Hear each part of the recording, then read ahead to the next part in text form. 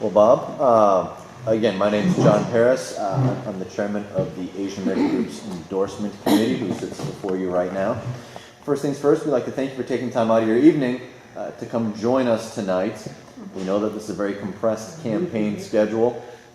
Excuse me, every minute is precious, but we appreciate you taking time out to speak with us this evening. The Asian American Group has been in existence for about 20 years here in Las Vegas. Mike Viswani, the gentleman to my left, who you've seen more than once, has been the president for about the last 10.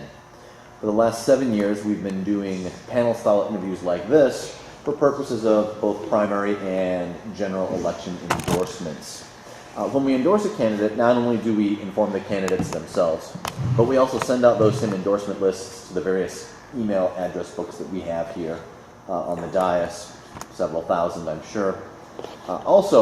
This year we will be taking out ad space in various Asian periodicals throughout the valley, and we'll essentially be printing up a slate card, encouraging people to not only participate in the process, but if they have questions or they want to know who perhaps to vote for in a race where they don't necessarily know all the names or recognize any individuals, they can rely on our endorsements if they so choose.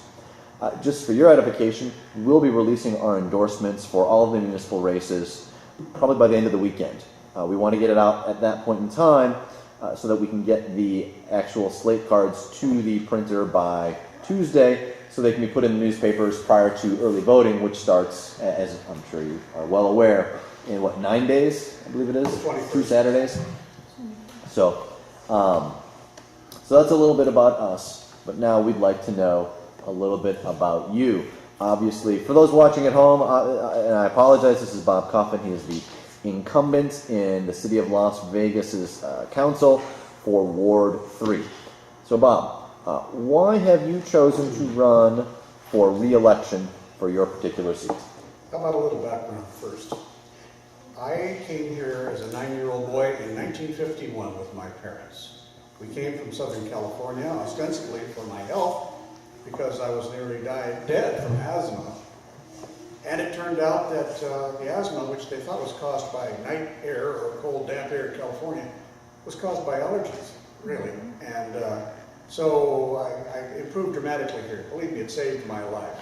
Of course, later on in life, I developed new allergies for new things, so all in all, it was a wash, except for the beautiful thing is I came to a wonderful town which was welcoming to me, my parents, everyone here, a small town. Left the small town of Anaheim to come to the small town of Las Vegas, both of which exploded.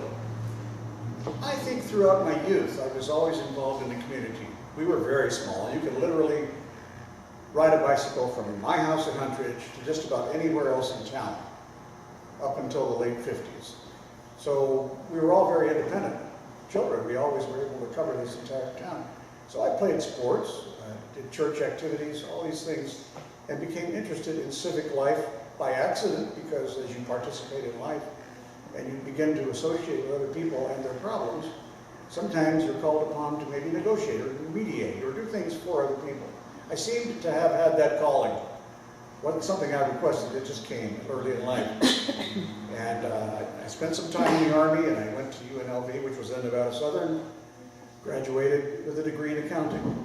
And fully intended to go to the accounting business, but ended up going into the life insurance business in 1969, and now I'm pretty much semi-retired from that. I was, in the early 60s, appointed to a committee which was primarily focused on Latin America. I was a student representative to what was then called the group, President Kennedy had a fantastic program for joint work with other towns and states, and that was, of course, under the aegis of the Peace Corps and others, and Alliance for Progress, specifically, was its name. And I began to be associated with older people who were quite a bit more experienced in the world than I was. My life in sports as an adolescent growing up was successful, so I was able to move with older people, so I thought a little bit like older people. And then I ran for office in 1972. When I thought I knew it all. And it turned out I didn't, and I lost by 22 votes. But I sat back and thought, I've got to know more about how politics really works. Not just the issues, but how people relate to a person who's running for office? And how do you as a candidate relate to the people? And so I worked in campaigns for 10 years, associated with some wonderful folks. Jim Joyce was one of my mentors as a young campaign operator. And finally, in 1982, a spot opened up in the Nevada legislature, in the assembly, and I ran for it and won. 4 years later, another seat opened up in the state senate. I ran for that and won, and was reelected, and so I served a total of 28 years in the legislature, developing that kind of experience that you need to have in public life. It just doesn't come with a bolt of lightning like Saul on the road to Tarsus. It really doesn't. You've got to have the ability to absorb and live a life experience before you can serve. And that has been my experience. One failed marriage, which I blew up. But the last one for 27 years has been successful. All these things help me relate to people who have problems, because this town is full of people with problems. Our association with each other here is like under the social contract. We leave people alone in Las Vegas. Everybody comes here for another start, another chance. That really is true. It's not just a cliche. So all this time that I was in the legislature representing the downtown area, the old part of town where I grew up, I helped build the network of connections with people that I knew and the parents of the people that I went to school with. And they all had different lives, but they had one thing in common, and that is they loved this little town. And for many of us, frankly, it's still a small town. And it is, in a sense, if you look around you and you see at any social event, it's probably somebody you know running it. So even though we are 2 million people now in this valley, we have a few thousand people that know each other and do their very best and give their time and their money to public service. I just happen to be holding an office temporarily for somebody else until the next person comes. After those years in the legislature, I realized I needed to do something that's closer to the people, because the legislature makes grand law for all. It doesn't accept you and you creating special situations. The local governments do that because it's necessary. If you have a shop on the street, you've got a shop on the street, you two might have worlds of problems different from each other. And yet you're in the same area. I can help in that regard. I love that. Because it means we can sit down, mediate, negotiate, and try to keep everybody happy. It doesn't happen all the time. You make a lot more enemies in local government than you do in the state government. But so I've been shaped by a local upbringing. My wonderful parents. My mother was Mexican, my father Canadian, but the family came over early. On the Mexican side, they walked up in 1850 to California. So all the generations were born there. I was the 4th or 5th generation. I lost track. So I'm handicapped because we spoke English in my house. So I'm not bilingual, which is a shame. In any event, I love my heritage. I love the fact that I am half Mexican. You would not understand unless you were on the firing line here how much race plays a role in your local politics. Much more than at the state level. I didn't realize it as much until I've been in it now for almost 4 years. You have to be sensitive to this. At one time, Las Vegas High School, when it was in the environs of the magnet school now, had 63 countries of origin in its student body. 63. I wouldn't be surprised if there are a lot more than that now, although the new campus is more on the Latino side of town. But here's the problem. We have an east side, west side city going. We truly have different cities, 2 different towns. We have the lesser income east side, which I represent, and the higher income west side. I have been lucky, I think, with my colleagues to get understanding from wards 2, 4, and 6 about the problems of wards 1, 3, and 5. Tarkanian and Barlow have those other 2. Nothing has quite shaped my attitudes like this recent debacle on the stadium. And I know you'll ask me questions. I hope you do. But what you probably don't know is that there was a latent racist undertone in the arguments. Not on the council, but amongst those people who became very, very actively involved. For example, thinking that maybe, let's have sports there, but let's not make it soccer. Let's make it ice hockey. I heard that over and over again. And until you realize that that's all played by people with white faces, and football, soccer was played by people with brown and black faces, and along with a lot of Northern Europeans. It had not occurred to me that there was something going on like that, and I'm ashamed of it. I hate to raise the issue, but I think you should know about it. Because racism can hit anybody at any time. It doesn't matter where you are, or who you are, or how powerful you are, or how many friends you have. Any cause that you have can be labeled with a general cliche of some kind that has nothing to do with reality, as this one was. I'd be happy to go into that issue. I've taken enough time now on my own to tell you I'm not filibustering. I just feel the need to expound. So, it's a little bit about me. Well, Bob, in your response to our first question, you kind of touched on numerous different areas, and we got a good sense of not only your background but also your methodology and how you approach various problems. Obviously, the stadium situation is, well, let's be honest, that's the main reason that you have 5 different competitors in your race, because you are perceived as the swing vote, the guy who pushed us over the edge one way or could have pushed us one way or the other. And you had referenced that it was a much deeper issue than what may have appeared initially in the papers.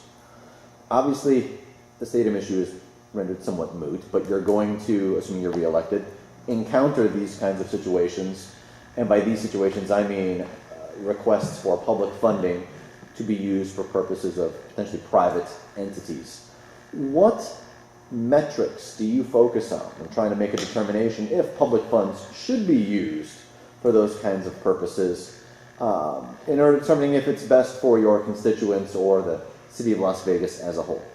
We have metrics such as jobs potential, the matching relationship of how much capital a person would invest in our city if we help them. We want them to come downtown into the central core where it looks bombed out. And how do we do that? We don't want to be Detroit. We want to be as flexible as possible. I'll wager when you had the 2 candidates for mayor up here, they talked a lot about that. Public money helping private enterprise. What was not really good, but that's what's happened with the stadium debate. It's exposed this all and really forced it to the limelight. And it's a successful way to do business. What we have found is the World Market Center, the Outlet Mall, the Lou Ruvo Cleveland Clinic, the soon-to-be-built Citra Care, Elder Care facility. All of these things would not have been built without some public money. It's all where you get the money. It's how you spend it. It's what you do and what you get in return. That railroad yard was 200 acres of dirty, filthy soil. Poisoned, polluted, way down to the water table. The land was cleaned to a depth of 3 feet when it was turned over to the city, but it still is a long way from there. For example, the amount of mitigation underneath the old stadium that is not going to be built. Amount of mitigation was estimated at $14 million just for that small footprint. So no one's going to come down there if you don't agree to help. I would prefer that we don't be parsimonious with people. We want people to come in and do business. If you're doing business, you're making jobs happen. If you're making that happen, others feed off you. You get a hell of a factor, a multiplier factor on everything that's done, every dollar. So we have an excellent record of things that have happened. And I didn't create this situation, but I'm trying to keep it going. And that mayor's race looks to me like it's turning into a growth versus no growth. A continued investment downtown using public dollars to prime the pump versus not. And I can't think of anything worse to happen for the central core of your city than to see these redevelopment areas die. Because that's what is happening is business people like yourselves in a redevelopment area, a part of your taxes are going into a fund, a great big pot. Not funds from all over the valley, just those people who are doing business there and people who purchase goods there. So a piece of the property tax and a piece of the sales tax go in to the redevelopment pot. It doesn't make the tax higher. It's just a little sliver of it. And, what happens is then that becomes a leverage to bring more business people in. So it's not just private dollars being helped by public. It's the people in business downtown who have totally bought into this and they want more people to do business with them. And so there is your real nexus. It's business to business. It's not handouts by a long stretch. If West Spring Mountain needed this kind of infusion of capital, we'd have to find a way to do it. You couldn't have invented what's happened here. It's marvelous. But you know, it happened, the land was cheaper here. It really helped to be able to do business with like-minded people. Downtown, it's getting to be the same way. So I think that we must continue this. We cannot let it stop. We must continue that. Well, one thing that you also touched on in one of your earlier responses was the difficulties in juggling the economic disparity, either within your ward or perhaps more appropriately in your situation, between the wards themselves within the city. What specific ideas or tools do you use in order to balance the needs of your constituents when many times they're at odds with the, for lack of a better term, west side of the town, which is more economically advantaged? Well, first of all, there's the budget, which I pay a great deal of attention to. As my experience in Carson City, 24 out of 28 years was spent on either the Finance Committee in the Senate or the Ways and Means Committee in the Assembly. This is where we tore each page of a budget apart, each line item, and we spent the length of a legislative session figuring out how to spend the money. Here we have to do the same thing. I have introduced measures that I used in Carson City that were not being used at the local level to help divide this money up. For example, there is no friction in terms of how general fund money is spent right now, because generally it's spent 1/6 for each ward. But you can't do that without the east side of town and the central core falling farther and farther behind. It takes a combative personality, I admit it. It takes somebody who will stick up for the people and fight hard and argue the points. Sometimes it makes people angry, but you've got to argue these points. For example, the northwest part of the valley, if it just got 1/6, it's quite well off. So it's very happy with 1/6 of a budget. If you take the east side of town, which has stagnated now for a long time, is 100 years old. Everything is old. The pipes, the parks, the streets, the lights, you name it. It's all old and it needs more infusions of money. And so I devised a plan whereby we would do a better job of aging our assets. Now, you know, I think everyone here is in business. I've been in business for many, many years. If you have an asset, you start to age it. That's common sense. You've got to figure out when it's going to wear out. So you're either going to repair or replace. We really didn't have that going on in the city. It was replace when you need it. And tax money being very short now, you can't just go out and change everything. You've got to make decisions, prioritize. So I set up an aging account, and I asked our staff, what do you think the city's worth? What do you think our replacement value is? And they hadn't really thought about that. But they came back in a few days and said, we think on the books that if you don't count the land value under the parks, it's probably $4 billion within the city limits. 6 months after this program started, they now came back to me and said, we think it's closer to 8, maybe 9 billion. They had underestimated the cost, thereby underestimating the depreciation by 50%. Underestimating everything. You know, there's always this talk about asking for taxes, but you can't ask for it unless you need it. The only way you can show you need it is to demonstrate what's going on. So a scientific method, a good business-like method, is now underway so that we can look at every slice of the budget and say, here's what we got last year, here's what we really need, and here's what we know we're going to get, which is a lot less. But here's the red number. This is how far we're falling behind this year and how far we've fallen cumulative. Now, we're probably $1 billion down in infrastructure funding. Can you imagine that? A water pipe broke on the strip yesterday, paralyzing several hundred feet of strip real estate. Why did that happen? That's a county business. The pipe is old. But they can't afford any more than we can to replace pipes before they break. So sooner or later, the city's going to have to come to the people and ask for tax money to do this. I am trying to set up a method where in a few years, the city and other cities will follow. We'll be demonstrating to people who control the taxes that here's what we need. Your city's falling apart underneath your feet. What you don't see is what's falling apart. It's just like in our own houses. You see that little crack in the wall or a little crack in the plaster, and you wonder, well, I guess we can get by for another year with that. Who knows? But there's things you don't see and you don't want to know about in your own house. And, you know, that's the way the city government is. That's the way all local governments are. So I like to feel like I've made an impact before I leave the council. I'm at the perfect age where this may be my last term. Only my second one, even though I'm eligible for 3. But I suspect this will be the last one. I'll check my marbles halfway through this term and determine whether or not I've got enough marbles left.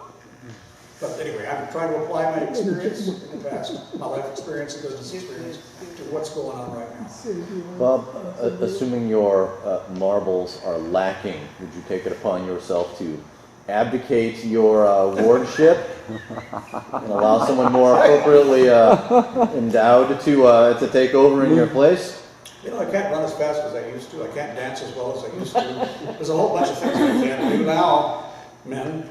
However, ladies already know that. Why do we have to admit it? But And thank you for the lovely mental image, Bob. I have an excuse. I have a wealth of experience, and I think that is what you want from your city fathers. And you know, before women were elected, that's what they called them, the city fathers. I think our mayor is a wonderful city mother. I love serving with Lois too. We have experience. We have life experience as well as political experience on that council. And I think when I get to the point where I feel like I'm a full step behind, right now I'm about a fourth of a step behind, but I try to be smart and I try to make sure that I do the right things, the smart things, not always the first thing. You know how it is. The older you get, the foxier you get. You've got to use your age wisdom to be able to help other people. The class that's going to follow, I regret what's happened now with term limits, because in Carson City, we had elder statesmen who passed on their knowledge, their information. They weren't losing their marbles. They were losing because of a crazy law called term limits. And in so doing, the legislature lost its institutional memory in just 6 years. There is hardly any experience up there now. And you know, it shouldn't be any surprise that people are fighting over things that have been fought over many years before. Because there's no one there to say, we worked on this in 88 or 94 or 97. And we found out, yes, you can do this, but it's going to cost you a fortune. No, people are having to find it out for themselves now. Reinventing the wheel over and over again, thanks to term limits. I'll limit my terms when I think my time is up. And Bob, I apologize. You and I have been kind of monopolizing the interactions here. Kate, did you have any questions? I know you've asked a couple. Anyone else on the dais want to fire one off at Bob? Kevin? You're good? Okay. Well, we are pretty much hitting our time limit right now. So we'll give you another minute. Why should the voters come out and show their support for you on April 7th? For the very reasons that they've trusted me many times before. They've re-elected me since then, as I explained to you the first time, because I would deliver on what I promised. And I never over-promised. Never promise what you can't deliver. Do your very best to try. And over the years, you frequently do get done what you couldn't get done before. It just takes time plugging away. They respect that. They know I grew up in this town, and specifically on that side of town. They know that I know the problems. They know that I live there in the sense of the people walking up and down my street. There might be a bum or two every day or every hour walking up and down my street. I live with that. I live with the petty crime. My front property line is only 162 feet from the property line on Las Vegas Boulevard. That's my house, right in the heart of it. So they know, the people that I work with and work for, they know I'm their person, and they can call me. And besides, I give out my cell phone and my my email, my private email. Everybody has that. You can reach me any time of the day or night, and I'll help take the problem and fan it out to the right people. So I'll be reelected because of my experience and because I truly try to deliver what I've promised.